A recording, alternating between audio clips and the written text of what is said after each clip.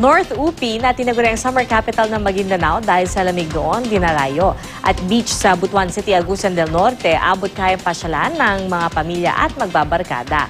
Yan at iba pang summer gimmick sa balitang hatid ni Mav Gonzalez.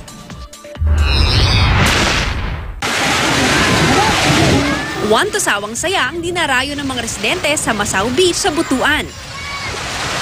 Pwedeng magrenta ng cottage sa halagang 100 hanggang 200 pesos. Ang usong chibog dito, inihaw na baboy at bangus.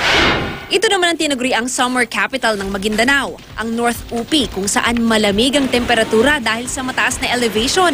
Kahit malamig, patok pa rin dito ang pagbisita sa nagagandahang talon. At pag napagod na sa nature trip, pwedeng pagsaluhan ang mga pagkain katutubo tulad ng kanin at manok na niluto sa loob ng kawayan.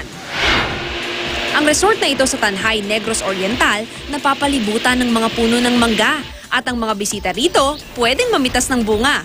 Ang perfect na kaulam niyan, ang budbud o suman sa Tagalog.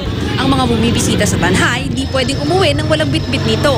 At ang sikat na flavor ngayon, Choco Mango. Masarap ito. Mav Gonzalez, GMA News.